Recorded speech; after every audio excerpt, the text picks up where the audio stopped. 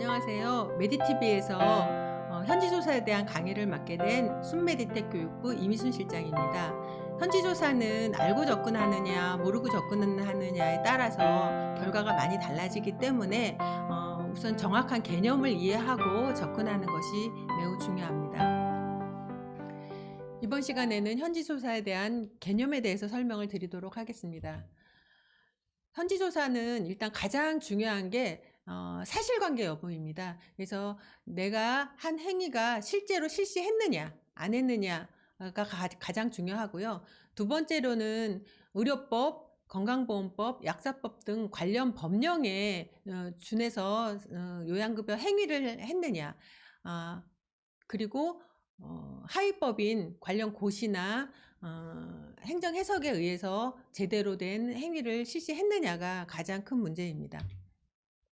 물론 현지조사를 실시하는 데 있어서는 건강보험은 건강보험법에 근거하고 있고요. 의료급여 같은 경우에는 의료급여법에 근거하고 있습니다.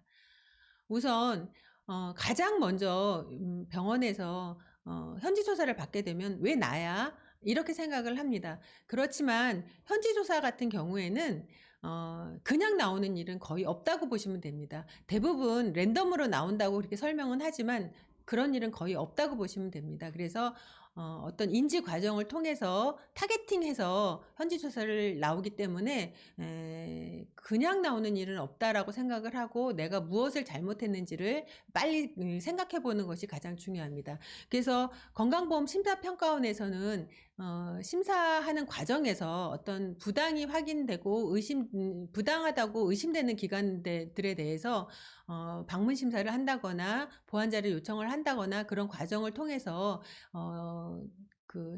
현지 조사를 의뢰하게 되어 있고요.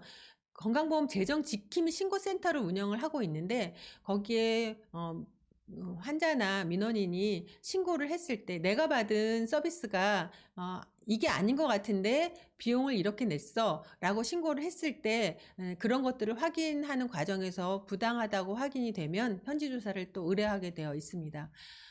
또한 지표연동 자율개선제라는 걸 실시하고 있죠. 지표연동 자율개선제를 실시하는데 계속 미개선되는 기관들임에도 불구하고 예를 들어서 신고가 된 기관이다. 중복적으로. 그런 경우에는 굉장히 위험한 거죠. 이제 그런 경우에는 현지조사 의뢰될 확률이 굉장히 높다고 보시면 됩니다.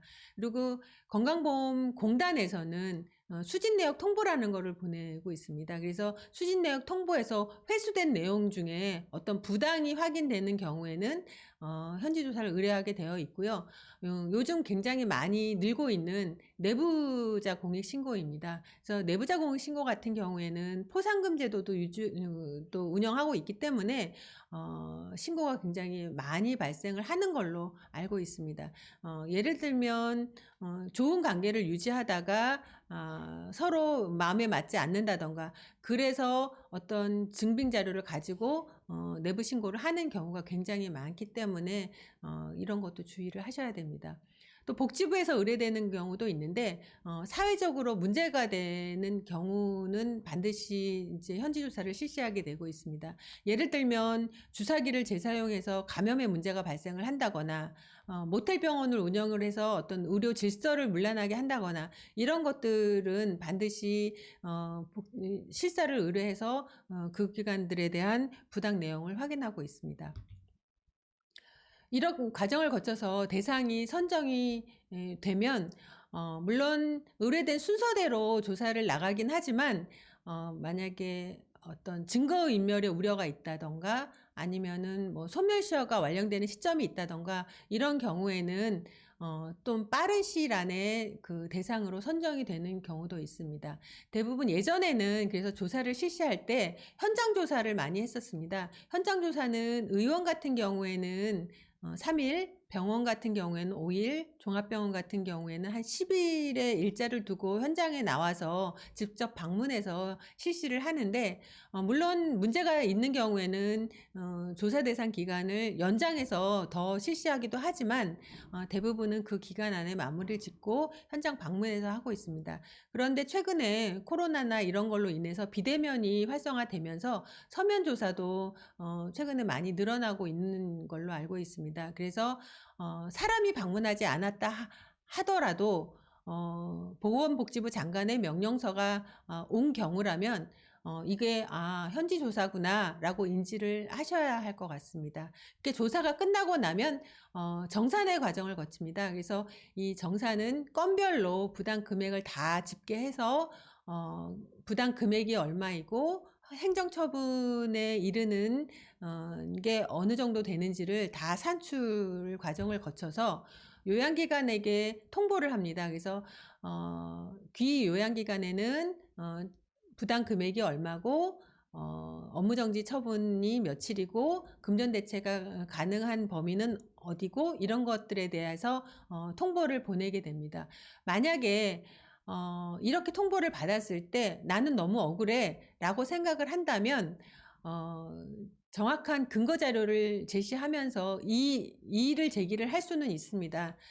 그래 이의를 제기하는 과정을 거친다면 그 내용에 대해서 또 한번 검토하는 과정을 거쳐서 최종 행정처분을 내리게 되는데 만약에 이의를 제기하지 않고 그냥 나는 이 처분을 받아들이겠다라고 한다면 반드시 보건복지부에 전화를 해서 업무정지 처분을 받을 것인지 아니면 업무정지 처분에 가름해서 내가 금전으로 대체를 할 것인지 아니면 업무정지를 처분을 받는다 하더라도 내가 언제부터 언제 받고 싶다라는 의사표현을 하지 않으면 그냥 임의로 지정해서 내려버리기 때문에 요양기관 운영에 문제가 있을 수 있으니 반드시 이 과정 중에서는 긴장을 하셔야 됩니다.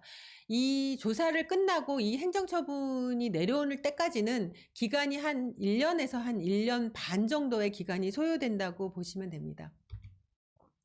이렇게 그 병원들에서 가장 헷갈려 하는 것들이 무조건 다 현지 조사로 알고 있는데 그렇지는 않습니다. 대부분 보건복지부 장관의 명령서를 가지고 오면 현지 조사고요. 심사평가 원장의 어떤 직인이 찍힌 명령서를 가지고 오면 심사평가원에서 실시하는 방문심사고 국민건강보험공단 이사장의 어떤 직인이 찍혀서 내려오는 것은 현지 확인이라고 보시면 됩니다. 그래서 현지 조사는 이때까지 설명드렸던 것처럼 부당금액 환수뿐만이 아니라 행정처분이나 형사 고발까지 이루어지는 부분이 있고요. 심사평가원에서 실시하는 방문심사 같은 경우에는 심사 조정만 이루어지고 만약에 문제가 크다라고 생각하면 현지 조사를 의뢰하게 되어 있습니다.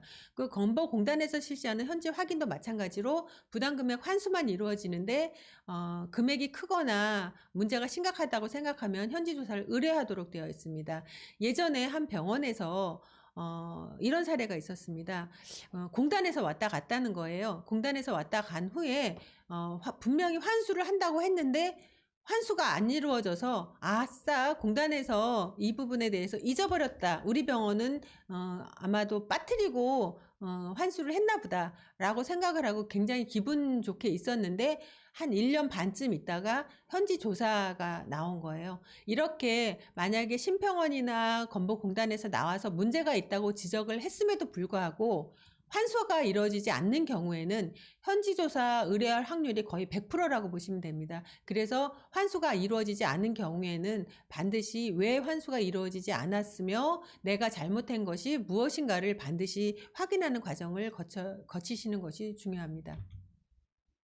이렇게 현지 조사를 나오기 전에는 사전 통지서를 보냅니다. 여기 보건복지부 장관의 직인이 찍혀야 되는 거고요. 사전 통지서를 보내면 이게 언제부터 언제까지 조사를 나가겠다라고 사전에 안내문을 보내고 거짓 청구나 증거 인멸의 우려가 있는 경우는 사전 통지서를 안 보내는 경우도 있습니다.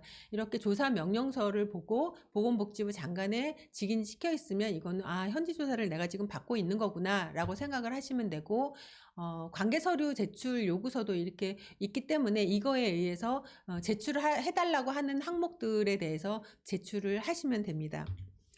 이렇게 현지 조사를 받게 되면 이제부터 긴 싸움이 되는데요. 이럴 때 어떤 도움이 필요하시면 저희 순메디텍 02-898-4470으로 연락을 주시면 큰 도움이 될 수 있도록 안내해 드리도록 하겠습니다.